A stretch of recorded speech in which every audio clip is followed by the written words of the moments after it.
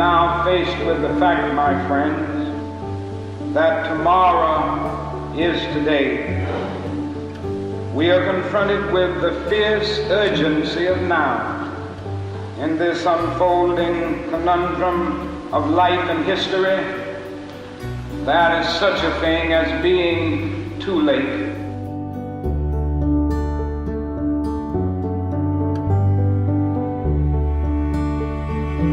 I get upset when things aren't fair. It's absurd that someone in Kevin's situation should have to be that ill and live outside. That's ridiculous. Normally when I first meet someone, we take the time to build a rapport and build a relationship before we get into kind of the uncomfortable questions. But with him, I felt like we had to move a little faster. As soon as I heard 2% kidney function, I knew that we had to come up with something a little bit more quickly. Kevin has a complicated web of health issues, and I don't think fully understand at the beginning. I thought, okay, he's got renal failure, and it's caused by a significant period of uncontrolled high blood pressure and diabetes. And that's all I knew until he was initially denied from the first program that we referred him to because he was too sick. And I had to learn more about his illness, which is very easy for him to talk about. I think it was harder for me to hear than it was for him to explain.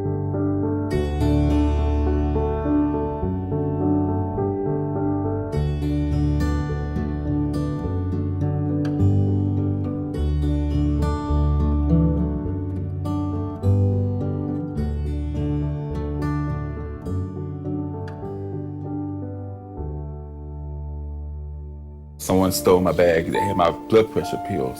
When them pills got stolen, my blood pressure stayed elevated. That's what led to this situation right here. My blood pressure was elevated to the point where I went into a seizure, and then I had a spinal stroke, and I had cardiac arrest twice. They had to revive me twice. They put a pacemaker in my heart, and they was shocking me.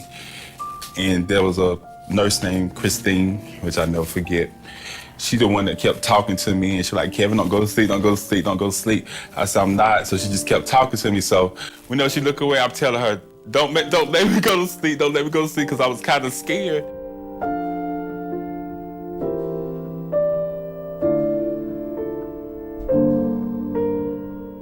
We're in the 21st century. Chronic homelessness doesn't have to exist. There's certainly interventions and strategies that we can do to help this population, address this population, and whether it's their behavioral health problems, substance abuse, medical issues, or whatever else, we have resources. It's just we have to organize them and fund them correctly. So if you can stabilize them in a supportive housing environment and then provide them resources where you either have social workers or supportive nursing staff that can work with them in that supportive housing environment, it makes a drastic difference on their healthcare utilization.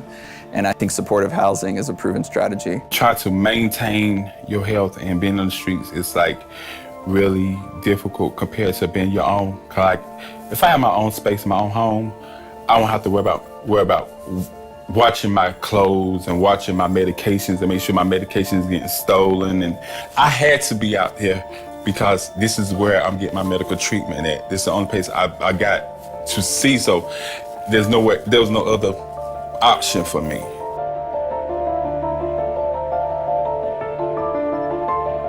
We went through a lot together. It was not easy because we really struggled together. Because the first program she got me through, they denied me because of my health reasons.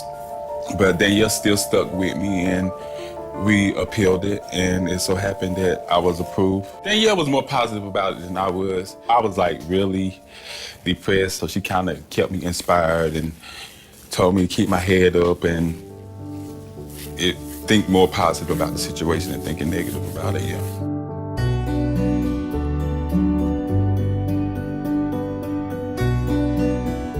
And he's not supposed to miss dialysis appointments.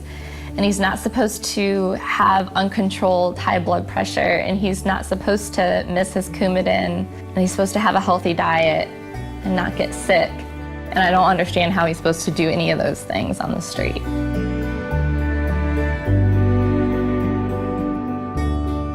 Kevin's one of many people we have out here, and every year we talk about those we lost before they were able to get to housing. And, you know, with Kevin's situation and all the barriers he's had, even in the last 3 months of me working with him, there's no sooner need than right now. Kevin's declined, and he's declined rapidly. And, you know, we're at the point now where, yes, we're gonna get him into housing, but it's a concern for me every week of, is he, you know, still alive? Is he still out on the street, or is he back in the hospital, and what's happened to him?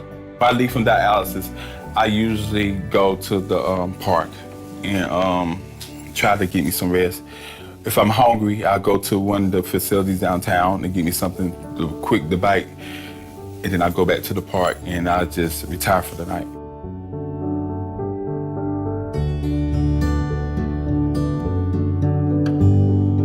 So it's gonna be a big relief, a big relief. I don't have to look behind my bag. I don't have to protect my stuff. I can limit the people that comes in and out of my life. It's gonna be a big difference. What drew me to this work is the population. I've had a lot of jobs prior to this where I would touch the homeless population and saw so much of a need there that we just weren't addressing. And we were so focused on every other aspect of them, whether that was the mental health or the substance abuse or whatever it may be. Getting people into housing helps with all those things. You can get someone into housing and put those permanent supportive services around them like we're providing with our program, and they can succeed, and they're in a better place to succeed and be a contributing member of society, which is really what we all want. This is going to be my new best friend for the rest of my life. Yeah, so she picked up for what Danielle started at. Yeah, you're gonna be my partner, and we're gonna work together. Yeah, we're gonna get Kevin house. I listen to the wind of my soul. Where I'll end up, well, I think only God really knows. I've sat upon the setting sun, but never, never, never